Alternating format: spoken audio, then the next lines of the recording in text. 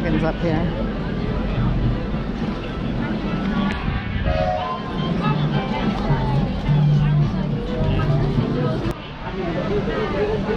Might go like this. See where you come in? Okay.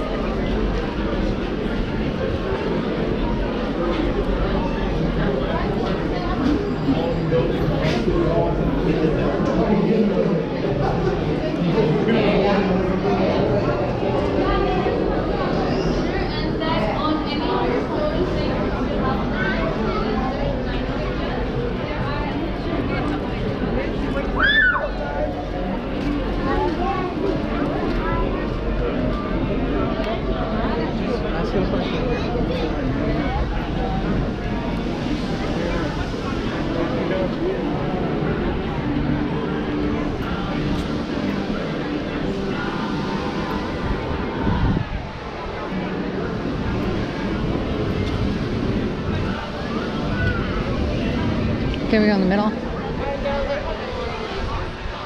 I was just gonna get a picture.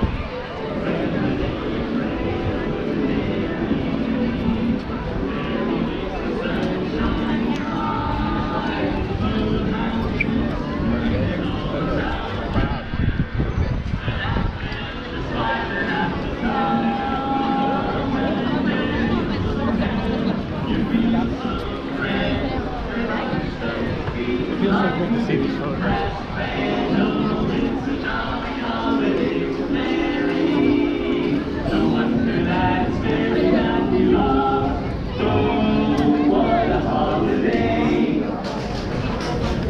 A bright and sunny day,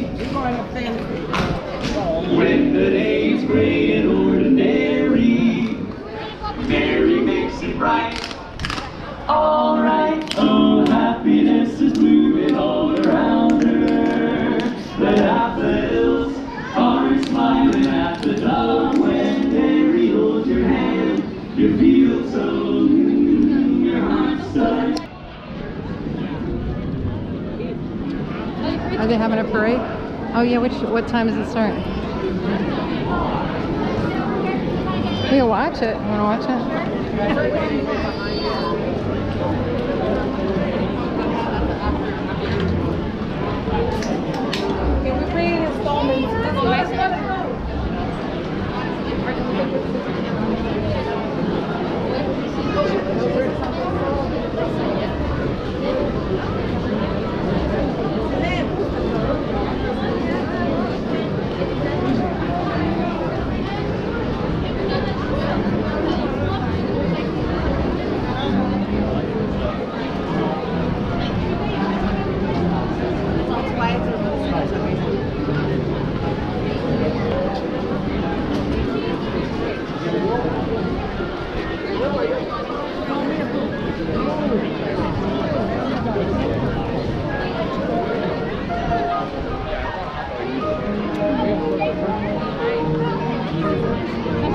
Which way do I go? If you're on the camera, you have to keep. Do you want to go to Pirates first or the other one? We should. Closer to the one that we were.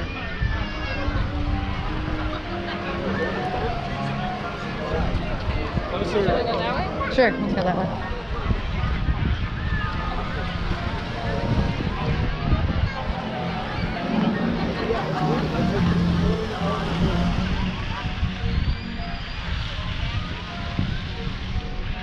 Oh, I did like it.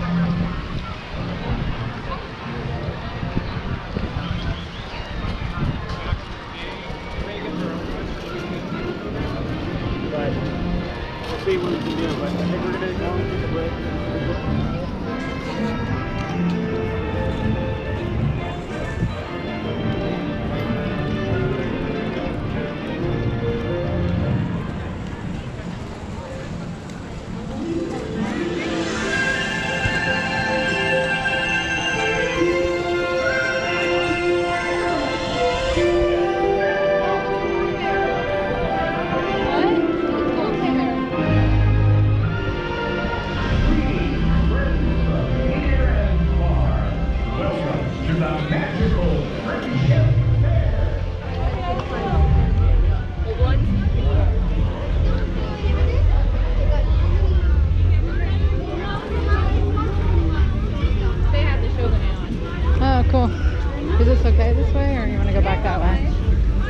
watch a show instead?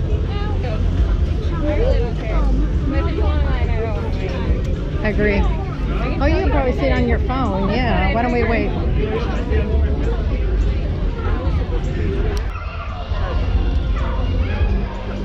the camera down. I'm going to put you. Okay.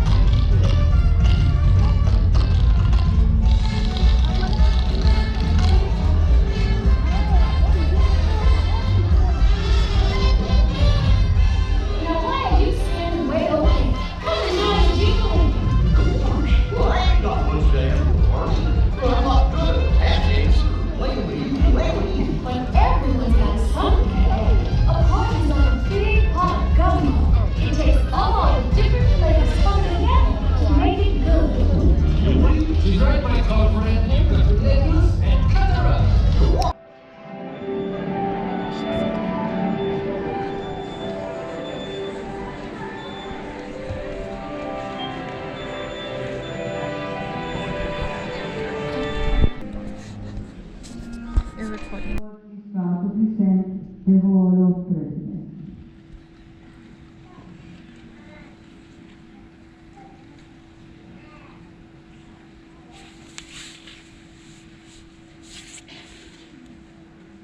This program is dedicated to the memory of Walt Disney. In 1971, his love for America inspired the creation of the Hall of Presidents, a place to celebrate the optimism and goodwill he saw at the heart of the American story. Walt's vision was to honor the nation by honoring the American presidency.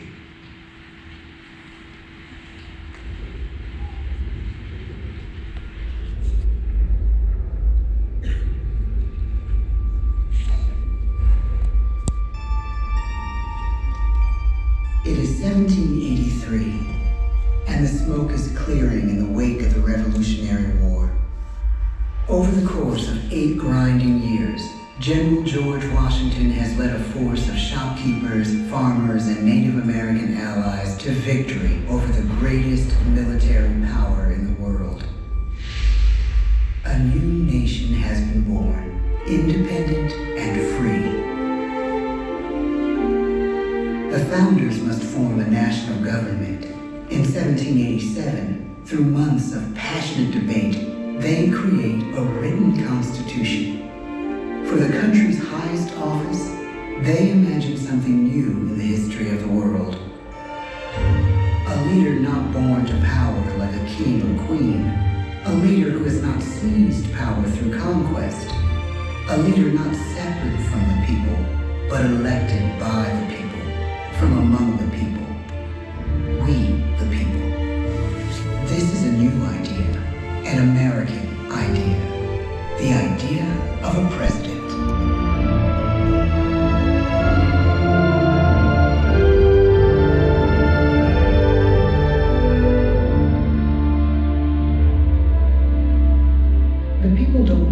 exactly what a president will be, but there is little doubt who it will be.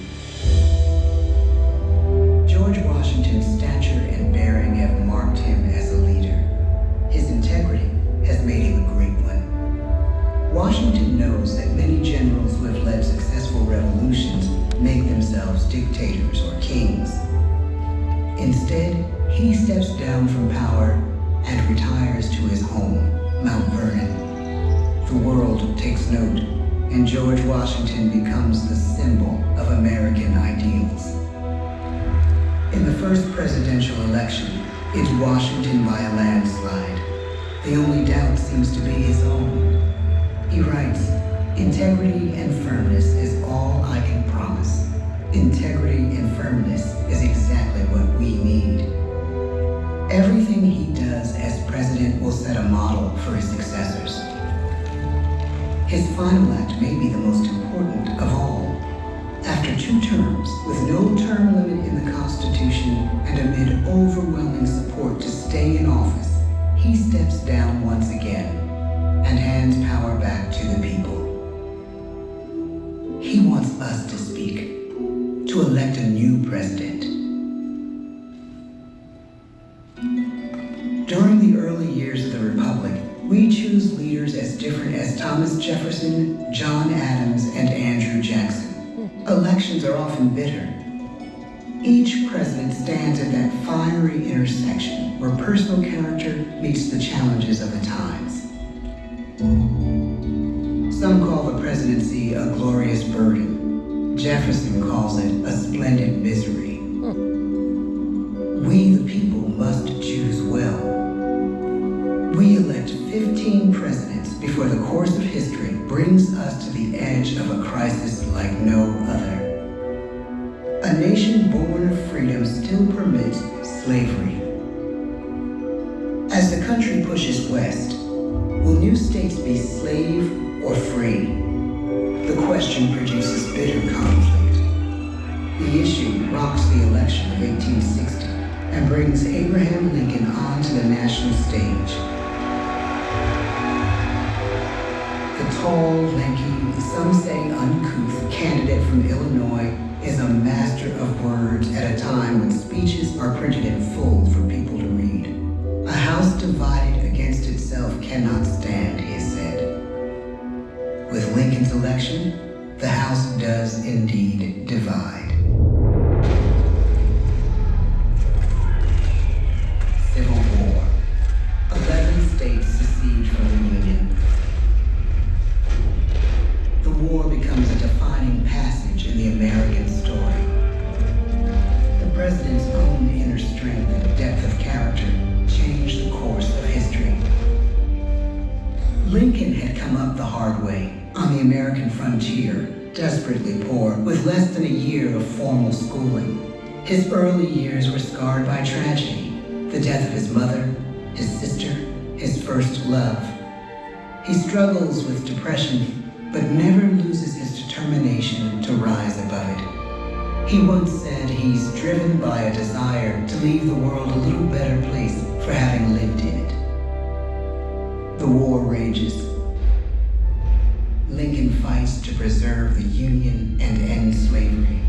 Neither is a sure thing. At Gettysburg, Pennsylvania, 6 months after one of the bloodiest battles of the war, the president dedicates a cemetery to the thousands of soldiers who died there, in words we can never forget.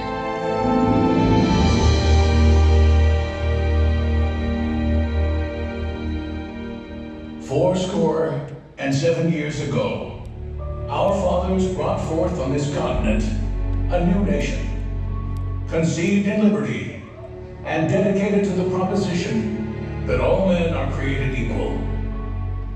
Now we are engaged in a great civil war, testing whether that nation or any nation so conceived and so dedicated can long endure. We are met on a great. We cannot hallow this ground. The brave men, living and dead, who struggled here, have consecrated it far above our poor power to add or detract.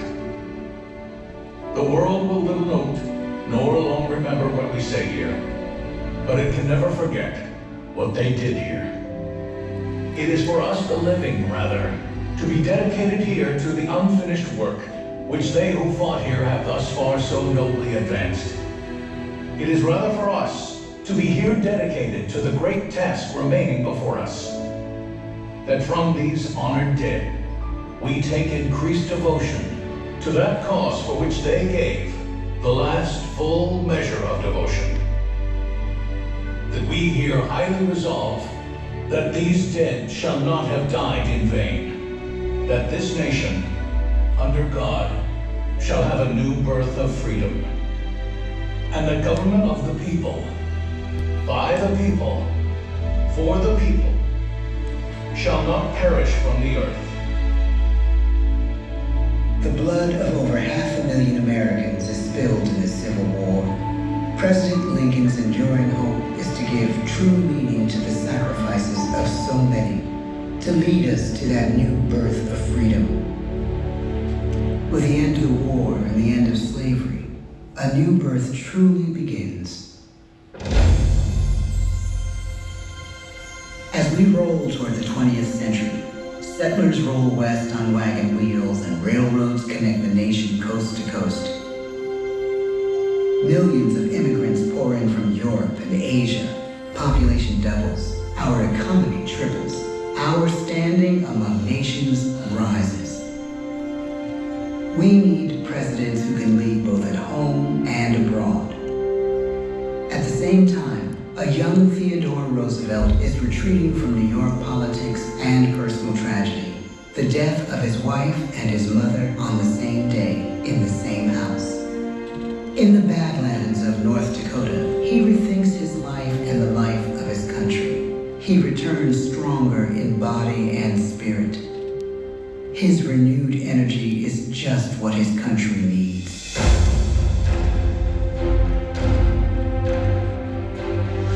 American industry is booming, but social tensions are rising. A progressive movement is bubbling up, pushing for change, and change is needed in the working and living conditions in cities. The gap widens between rich and poor. The demand for change grows stronger. Teddy Roosevelt is a knight on a crusade. He speaks with force and vitality in clear terms that make colorful headlines at a time when mass market newspapers have become the new media. To define his foreign policy, he borrows a phrase from an African proverb: speak softly and carry a big stick. But his greatest accomplishments are made at home. He breaks up giant monopolies, protects workers' rights, and calls for a square deal for all Americans, rich and poor, capitalist and wage earner.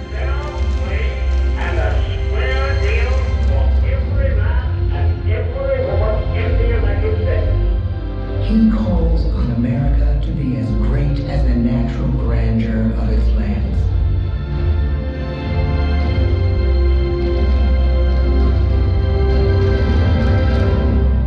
Keep your eyes on the stars and your feet on the ground, he tells us. And we do.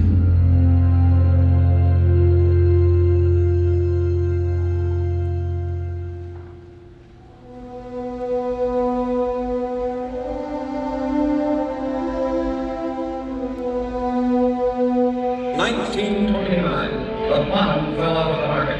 12 million unemployed. The bread lines and the soup. The results of the 1932 election now appear. When we elect our 32nd president, it is the worst of times. The course of history and the course of one president's life again shape a turning point in our national destiny. Franklin D. Roosevelt, paralyzed by polio, knows how to restore the faith of a people paralyzed by the Great Depression. I believe in practical explanation and in practical policy. He has found the inner strength his countrymen now need. He speaks to us like a friend, a neighbor. His optimism is contagious, his voice perfect for the latest breakthrough medium, radio. He calls us to believe we have nothing to fear but fear itself. And we do believe. Tonight's attacks on England are perhaps the most widespread of the war. But an even greater challenge dominates his final years in office: the Second World War.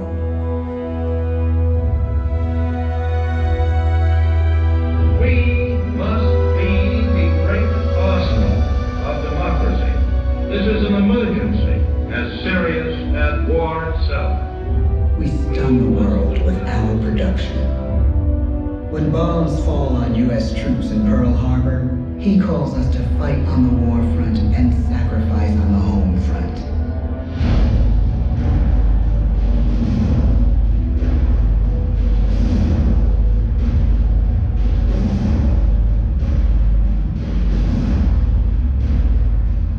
The harder the sacrifice, the more glorious the triumph.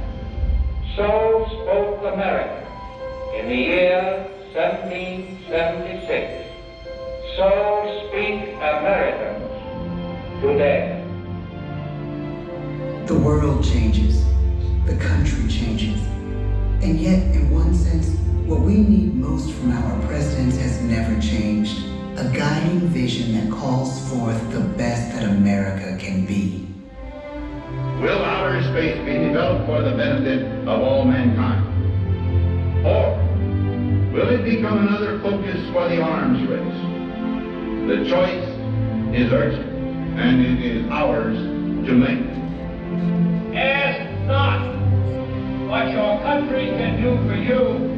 Ask what you can do for your country.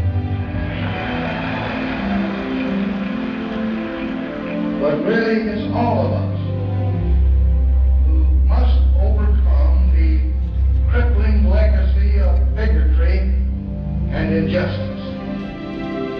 And we shall overcome.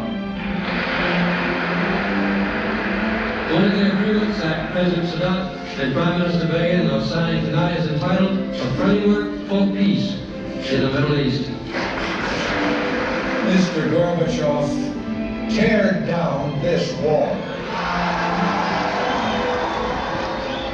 You have lost too much, but you have certainly not lost America.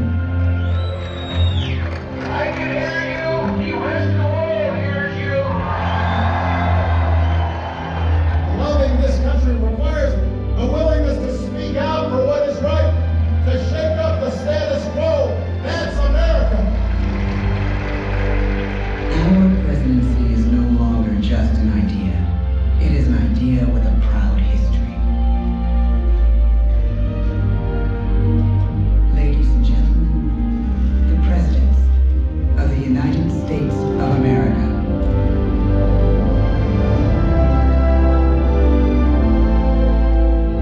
George Washington, John Adams, Thomas Jefferson, James Madison, James Monroe, John Quincy Adams, Andrew Jackson, Martin Van Buren, William Henry Harrison,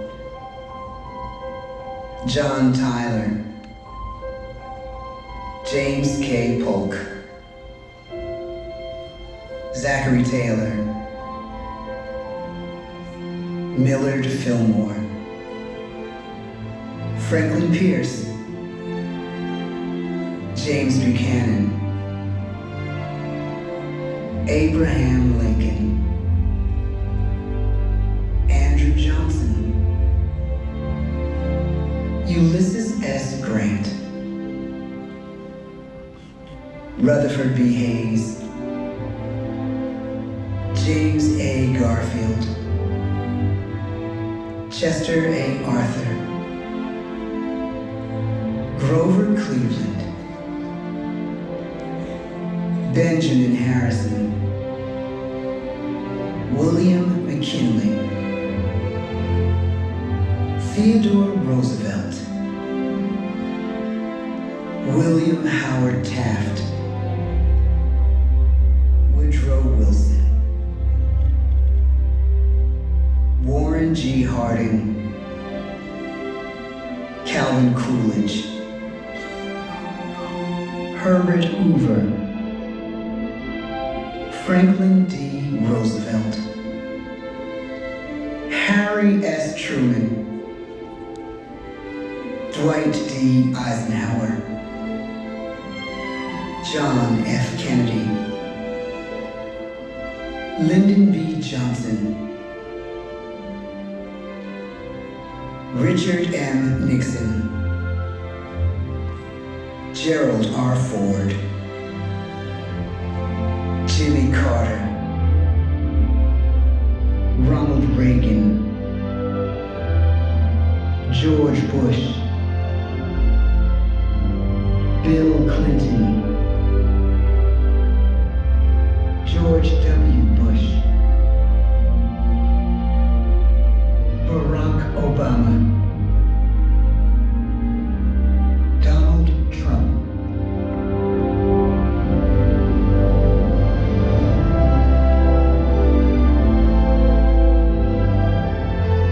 And now we come to the present. Once again, we place our trust in the idea of a president, as we have from the beginning. My fellow citizens, no event could have filled me with greater anxieties than that notification on the 14th day of April, 1789, that you had selected me to lead our nation. But it was with the confidence of my fellow citizens that I took an oath. 35 simple words that have been repeated by every American president throughout history.